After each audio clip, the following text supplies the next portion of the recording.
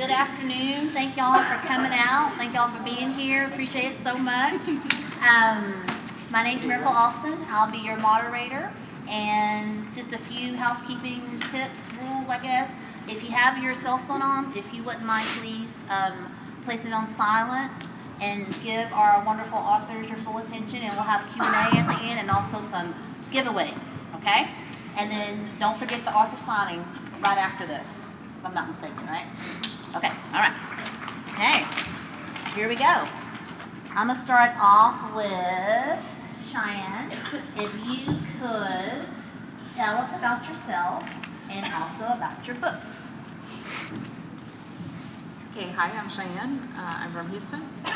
I have written 5 young adult novels. This is the newest one, and it's also my favorite, but don't tell my other books that. It is also being made into a TV show soon, but I don't know any details. But follow me online and I will let you know as soon as I do know the details of that. But it is about Raquel, a girl whose best friend has just died of cancer. And while she knew that that Sasha was going to die, she did not know that Sasha had spent the last few months of her life planning this elaborate scavenger hunt for Raquel to help her get over her grief.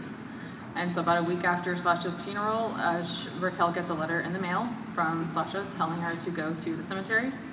And this is where she meets a boy who looks a lot like Sasha, even though Sasha was an only child. And you have to read the rest of the book to find out what happens. You go right ahead. All right. I'm Cece Hunter, and I write adult fiction as well as young adult fiction, and I started out writing humorous romantic suspense. I like killing people.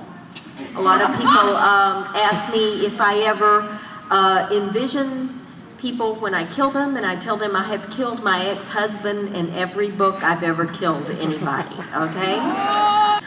Then I've written 2 other ones. This Heart of Mine is about a young girl who's dying if she doesn't get a new heart. She's got a rare blood type and she's pretty sure she's going to die. She's basically accepted that. And then a new heart becomes available. The only problem is that it comes with the donor's memories. And police say he committed suicide, but her dreams say something different. She finds the identical twin of the donor, and together they get together and solve the mystery of what really happened and fall in love, because there's always hot guys in my books. Eve, I'll let you follow on that. Yeah. This is the 3rd panel, everyone, and in every panel, she talks about the hot dead guys. Hashtag no hot dead guys in my books. So, just so you know. I'm Charlton-Trujillo. I'm a Mexican-American author. I grew up literally down the road in Mathis, Texas. Does anybody know where Mathis is? Okay. So when I grew up there, we'd never gone to state in football, right? We had the worst football team in the state of Texas, right? Like literally after we lost every game that year, we would drive in circles around the Pizza Hut on Friday nights, because that's all there was to do, right? They'd be blasting the music, and like you'd see somebody that you knew, and you're like, hey, how you doing? And then they'd be like, everybody like trying to like get a date or whatever, right? Then everybody be breaking up and then having a personal pan pizza. So it's like Orange Grove. But that's the community I grew up in as a kid. You know, so as I became an adult, you know, and I was growing up, you know, what I really want to do is I want to be a writer, but I also want to be a filmmaker, right? I want to make movies. But in Mathis, Texas, nobody was really making movies. Nobody was really writing. And so I was like, I was a different kind of kid. But as I got older, I started to think about the kind of stories that I wanted to write. And so I'm the author of, I think, 5 or 6 novels and picture books that are coming. The books that I'm most known for is the Fat Angie book, and then the most recent book is Fat Angie Rebel Girl Revolution. And so basically, book 1, book 2, right? But even though it's a sequel, you can read them in either order. You don't have to read this one to read that one. For my young men in the room, I know you see pink, you get scared sometimes. If you're not down with the pink, I promise you, still got some dude stuff in here. And even if it didn't have dude stuff, here's the other thing. Whenever you read books about strong young women, you learn how to be better to strong young women, and that's just like how we grow, so it's all good. Books that I've read about strong young women, but they're also about how do we find ourselves when we find ourselves in difficult situations. In Angie's case, in the first book, basically her sister's missing in the Iraq War, and she's questioning whether or not she was going to come back. And she has attempted a very public suicide attempt prior to the opening of the book. And so what we come in on is the fallout of that. So what is it like when your schoolmates, your classmates don't necessarily embrace you, right? With like, oh, I'm so sorry, you're in struggle. And they're like, instead they're like, hey, what up, fat girl?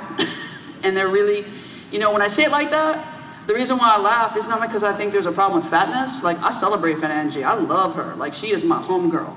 But my point is I chuckle like that because I think of the ridiculousness of when we get trapped in this idea that like whether he has short hair or you have long hair or I'm, you know, my size, your size, whatever, and then we decide that that's a thing we're going to bully about and we're going to give people a hard time about. And so the reason why I think about Fat Angie and why it's an important book to me, and it's like all my books are around this basic idea is, how do we get past what we see here and to see what people are really about? Do you know what I mean? And her story has somewhat to do with size, and also has to do with basketball, and also has to do with war, and also has to do with your brother who's a pain, and it has to do with your mother who don't get you. And it's all those pieces that make my stories. It's about trying to be seen, right? So, yeah, there you go. Your turn. Way to make me feel inadequate.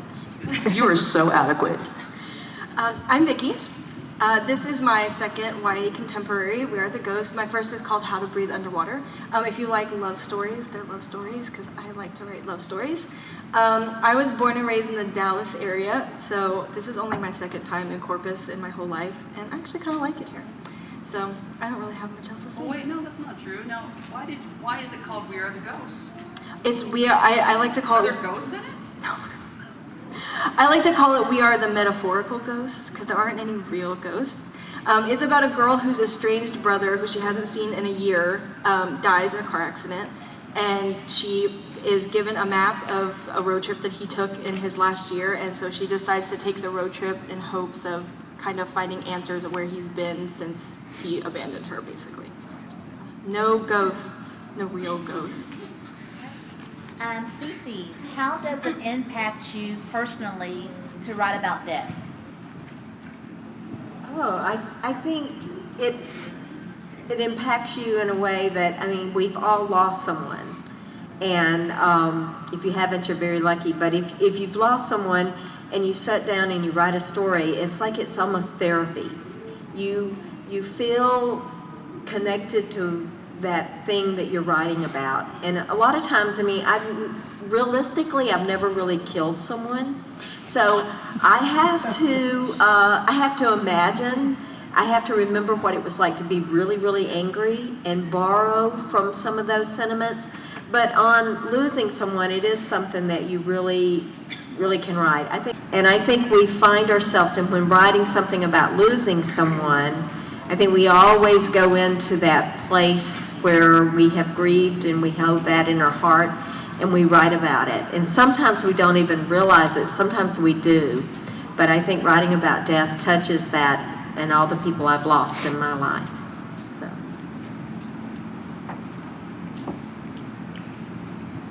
So writing about death in this book in particular, I think it's the only time I've written about death, it really made me kind of realize that the memories we have of the people we lost are so incredibly important. And in this story, Sasha sends every little adventure that she sends Raquel on has something to do with the memory in their past. Some is from when they were children, some is from not very long ago. And it kind of helps, so because when someone's gone, you can't make any new memories with them, they're gone. And it kind of helps Raquel relive those moments and realize that they are there forever. And I found that really therapeutic for me because I can look back on all the memories that I have with the people that I love and have lost. It also made me think about my own death a lot because Sasha, I feel like it's a curse. Sasha knew she was dying. So she had all this time to plan for everything to go the way she wanted it to go after she died. And for most people, we don't get that. You know, I could die at any time. So it's really made me think about my own death and how I want to just live every moment and every day the best way that I can, and to let go of silly grudges and things that don't matter and aren't important in life. So it's really kind of been like therapy for me writing this book. So So when I first wrote this book, it was to sort of sort through a lot of my emotions as something that happened to me. So it's a very personal story. And I convinced myself every time I edited it and sat down and worked on it again that this is going to be the time that putting it on paper is going to make it stop hurting. Like, I was convinced, like, once it's on the shelf, I can let go of what happened before it. But it never really worked.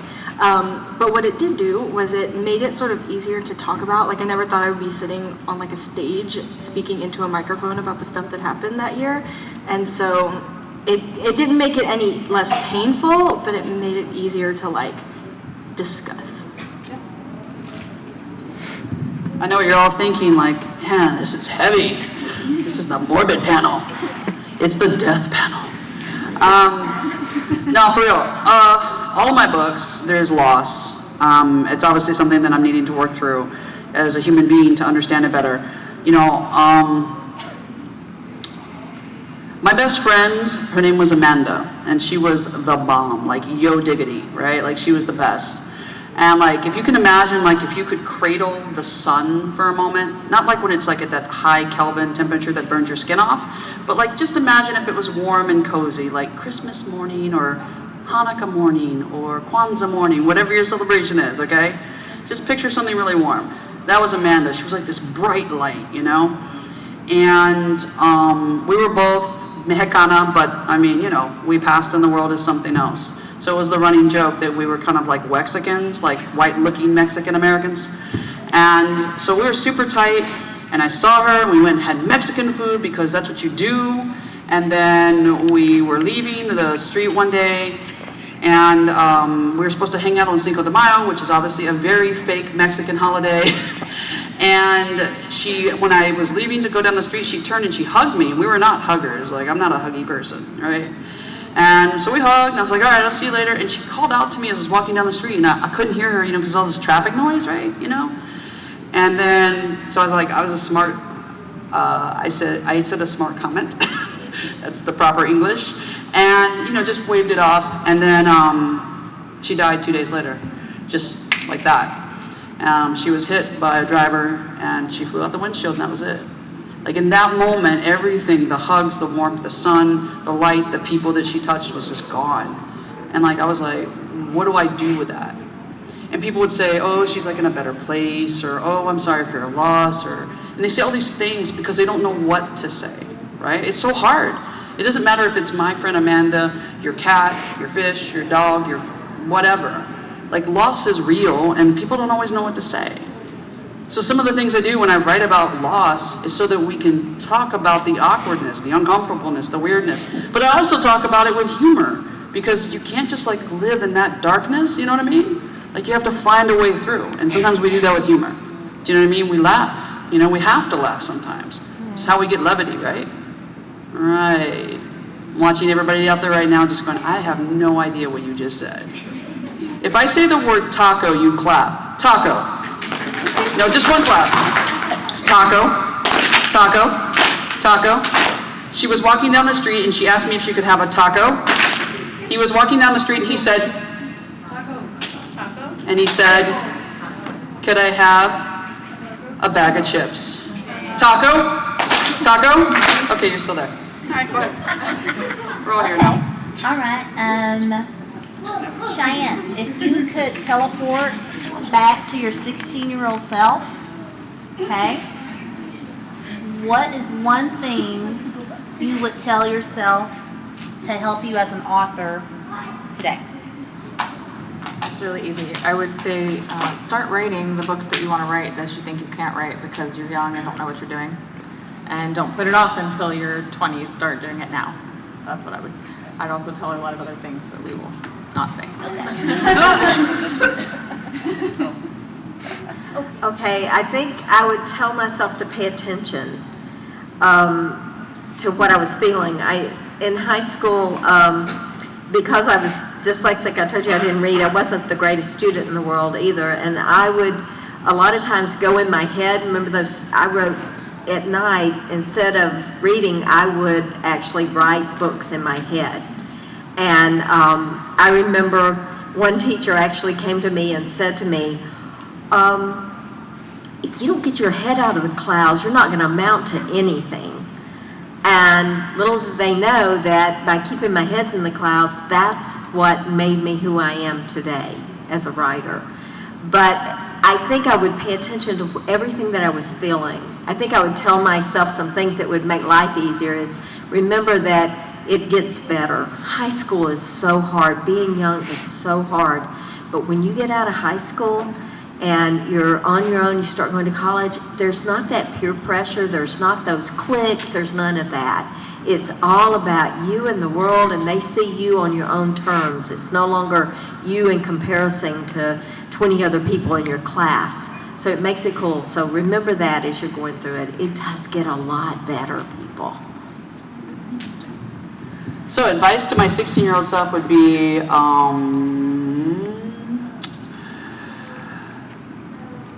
be fearless. Say whatever you want to say, write whatever you want to write. I mean, like if my 16-year-old self could live in your era, which would totally rock, because I would have YouTube, Snap, chat. Like I would have TikTok. I would have everything at my disposal. I mean, it's infinite. Like literally on my phone, I wrote 67 pages in the notepad on my iPhone. I didn't even know I did it. I was just writing my book, and I was like 67 pages in. That was single spaced. If I double that out, I'm like halfway through a novel. It was awesome.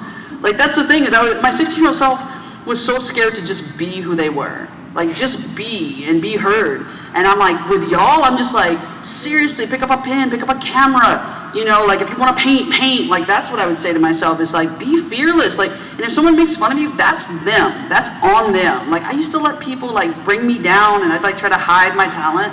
Like, no way. It's like now you get to tell your story. Nobody was saying that to me in Mathis, Texas. They didn't say tell your story, be heard, right? They were like fall in line and behave. And you have to follow the rules. I'm not telling you to be like kicking your friend here. You have to follow the rules. But you also have to tell your story. Your turn. I request not to follow E in questions anymore. If I could tell my 16-year-old writer self something, it would be to stop thinking that she knows everything and that everything she writes is perfect, and learn how to edit instead, because I'm still fixing the books that I wrote when I was 16 because I thought that it was a waste of time to edit. It's not, by the way. Edit your work. Did you mind? Do you want me to like...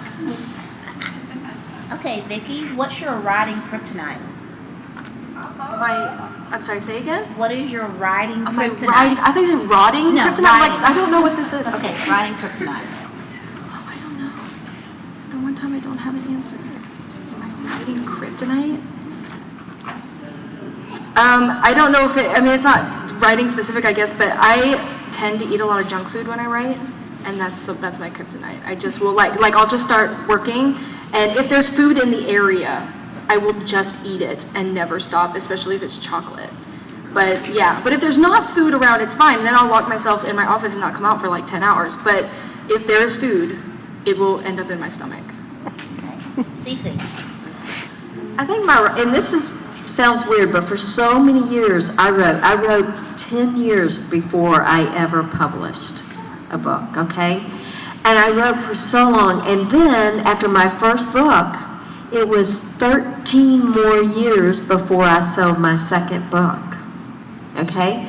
Now a lot of people hear from me and they know I've hit the New York Times, that I've done this, I've done that, and they think, you're an overnight success. And I want to say, well, which one out of those 20-something years was the night that I became a success?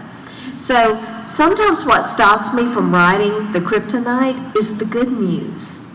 I can write because I wrote for so many years. I'm going to show them. I'm going to do it. I'm going to show them. I'll be a success. And now that I am a success, and somebody will call me and say, oh, your book hit this list, or you did this, or you're on BookScan, or whatever, and then it's like, oh, yes, yay, yay. And I sit there, and it's like, I don't have anybody so sometimes the good news stops me from working harder sometimes. So I think, sometimes we need something to prove. And so how I kind of deal with that is to constantly have goals. I constantly have something to prove to myself, to everyone else. I have a bigger goal. I set a bigger goal to do something different. So that's how I do it. But a lot of times if you're celebrating, you're not getting that gumption of, I gotta do this. So. I completely agree. I'm very similar. My writing kryptonite, besides Netflix, is I have to be in the right mood to write, and it's a really weird mood because if someone cuts me off on the road and annoys me, I'm gonna come home and I'm just so mad, like, nope, I can't write. Or if I'm extremely happy, like she says, when my agent told me my book sold to become a TV show, I didn't write for like a month because I was so happy I couldn't focus. So and I know so many writers that say if they're sad, you know, that's their best time to write is sit down and be sad. If I'm sad, I can't write. I kind of have to be very neutral to get any writing done. So yeah, I'm very much the same way. My emotions are my kryptonite, and also lots of Netflix. Like I can waste a whole day on Netflix, and when I should have been writing. So kryptonite, Superman. Okay, kryptonite, writing kryptonite. So I have ADHD. So, you know, hello if you can hear me. And I have ADHD, so it's like a hyper focus, right? But also it's like pretty bird, you know, it's like I get distracted very easily. And but I have lots of ideas, and then once I'm in, like it's like when I used to be, I would edit for film, I could sit and edit for 12 hours, like because I was so hyper focused in. So that's how that kind of works. So probably the part of that is because I also have epilepsy, I can't take medication for the ADHD. So that means I have to have tools that are mental tools that are already fighting against this natural thing. So it's like a push and pull, right? I gotta figure out how to concentrate, but I wanna look at the pretty bird, right? So that's part of my kryptonite. What I do is I talked about this in another session, is I have Beats, you know, the headphones, right? So I put on my headphones, and as soon as I put them on, it kind of locks out the world. And if I need to sit down, you were talking about how you struggle sometimes with the emotional piece of, like if you're having emotions, or you're like, if you're depressed maybe, or if you're feeling sad or whatever. So what I do is I have a soundtrack for every piece that I work on. So like if I'm writing the first book, then I had certain music. If I had for the sequel, I had different music. And the music locks me into the scene, because think about it, you don't write a book in a day, right? It takes some time. So every chapter might have its own song or series of songs. Every character might have a certain song when they enter the room. And so then think about it, when I come back in the room and I have to hyper focus, headphones go on, and if I'm gonna really go in, I play the music and I get the feeling.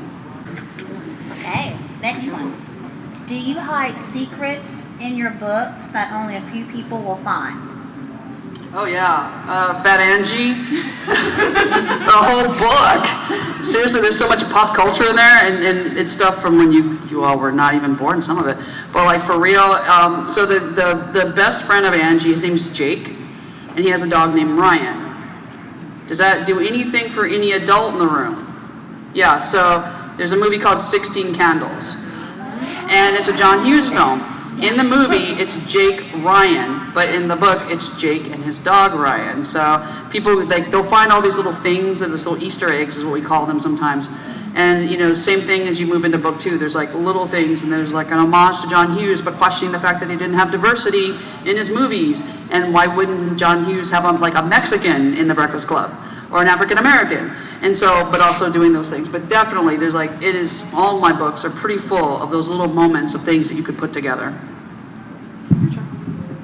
So you can always tell what I'm fangirling about at any moment by reading whatever I was writing then, because I will inevitably name every side character by after a character from some TV show or a book that I'm reading.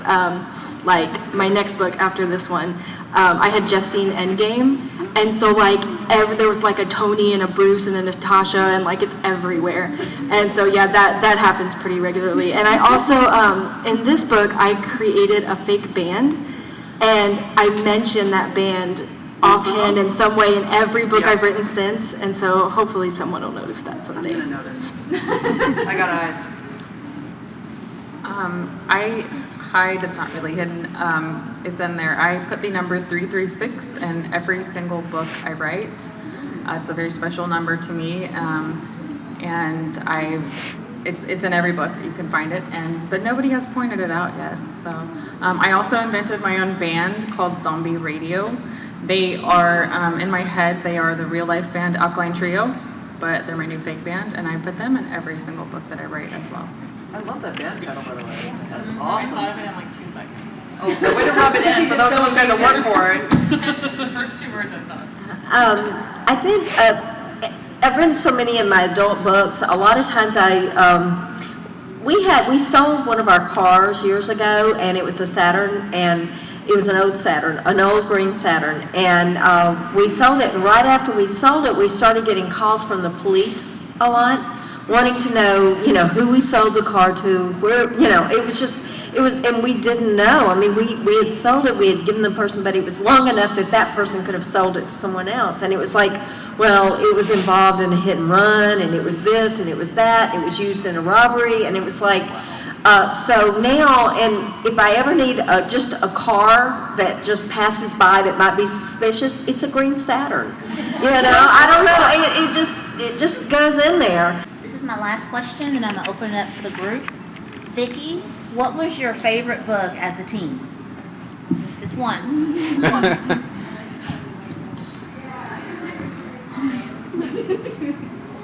Oh my goodness, that's a tall order, but I read, it's not YA, but at the time when I picked it up, I thought it was YA. Anne Brasher, she wrote the Sisterhood of the Traveling Pants, and she wrote an adult book called The Last Summer of You and Me, which got like 0 attention. But I was obsessed with it. Like, I've read it probably a dozen times, and I named my dog after the main character because I just love that book. So it's like right between YA and adult, so like you guys could probably read it and be fine, but it's technically adult. It's fantastic. The Outsiders.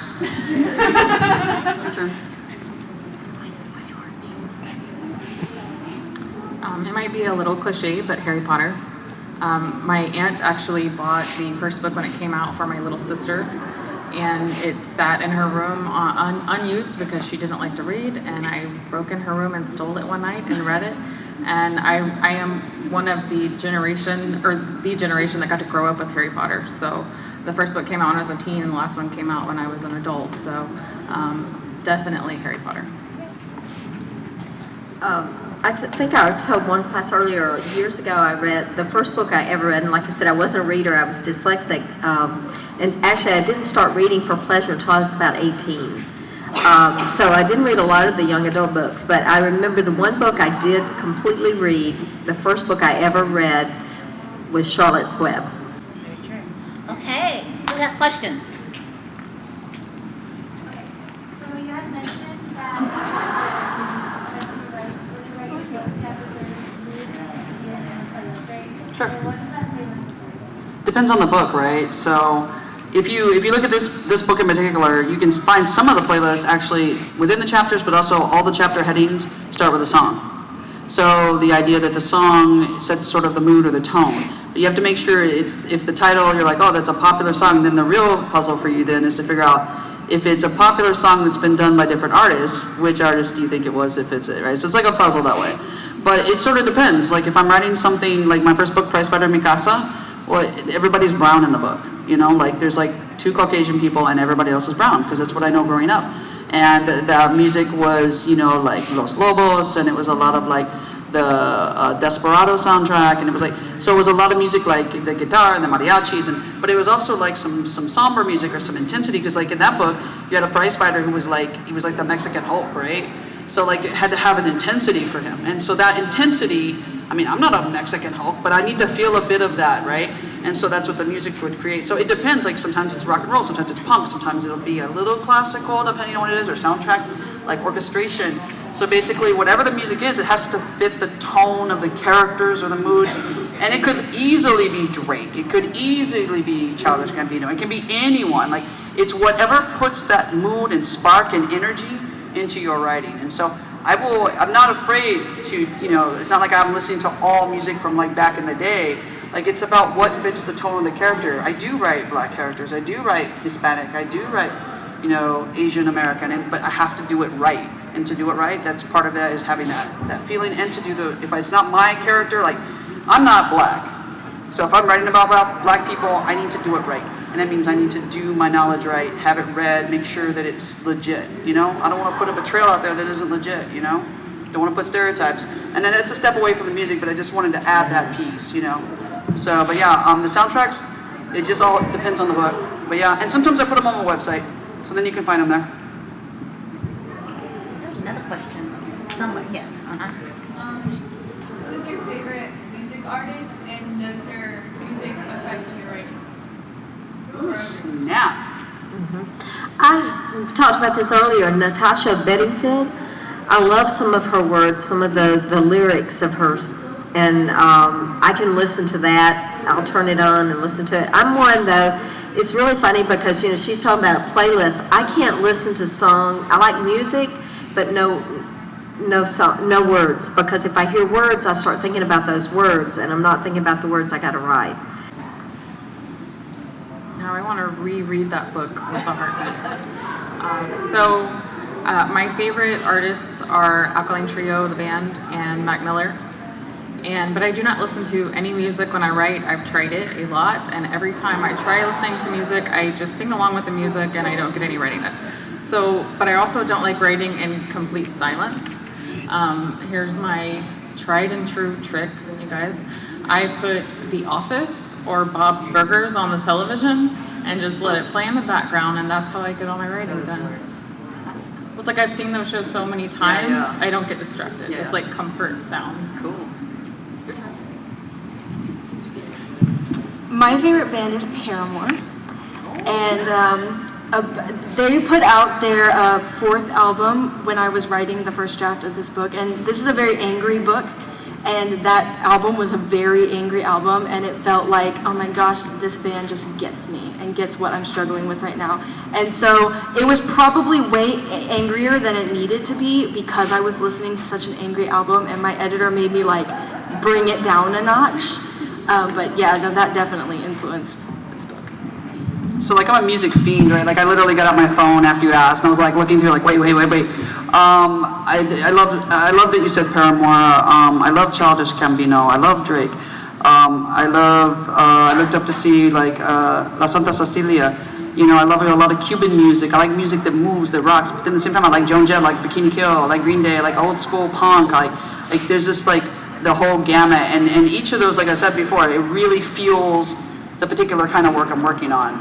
And so I can't think of any like one band that is like, because I love music so much. Like literally, if I could have and eat music for breakfast instead of cereal, I would be eating musical notes, like literally, like crunch, crunch, crunch, and like phew, there'd be sounds, right? Sorry, ADHD brain, but yeah, there you go. We got time for one more question, and then we're gonna do door prizes. Yes. Just tips for writers, I guess. You are here.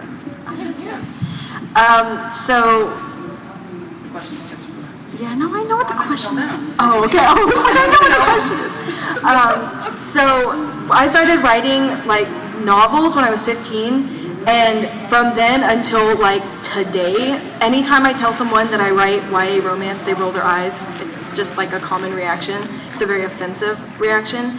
And so my advice would be that if people roll their eyes at what you want to write, you just gotta shut out that noise and do it anyway. Do it. Drop the mic. No, I need it. Tips for writers. Write every single day. I know you've got school, you've got life, you've got relationships, you've got best friends, you've got Netflix, I feel you.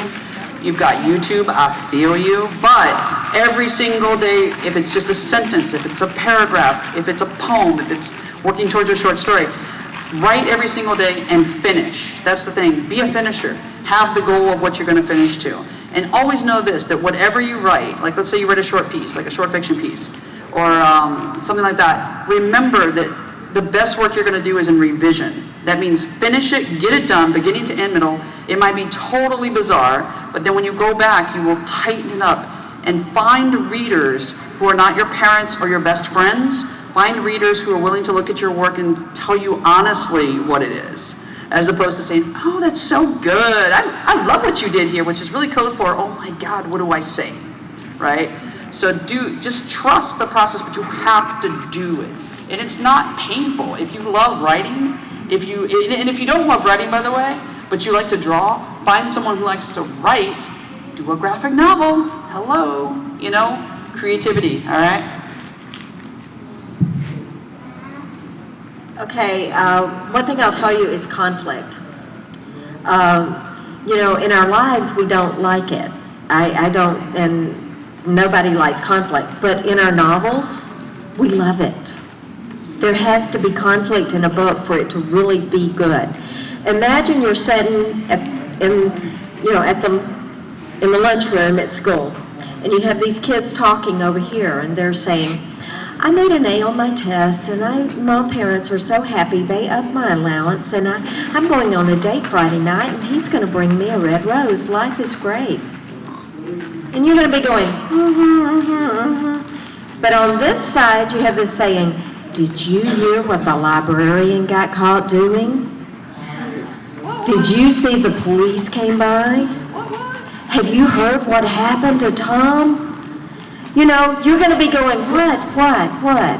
I mean, you want to know. We just love conflict.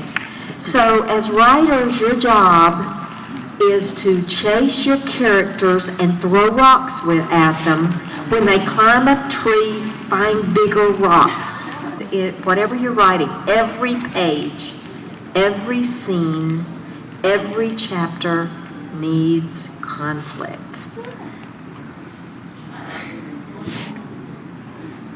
I just want to echo that exactly.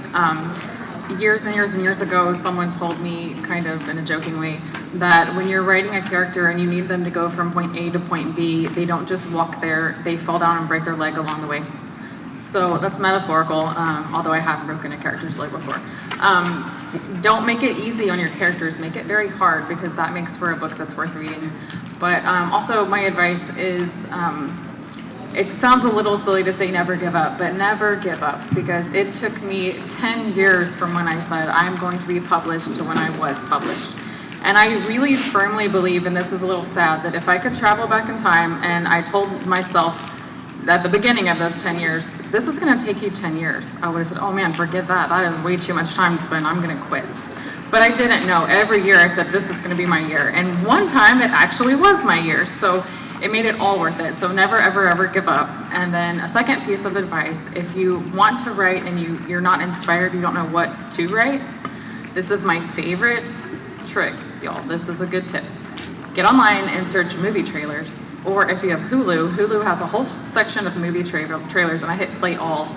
And you just watch these trailers, and they're always so inspiring to me, because what they do is give you this real dramatized little teaser of a story without any answers. And my brain will start trying to think up the answers to myself. And then I've got this whole new, and it's not the same idea as that movie. I've got this whole new idea in my head that was inspired from looking at all these movie trailers. So I think that's a really fun thing to do if you're looking for inspiration for what to write. Very good. Thank you, authors.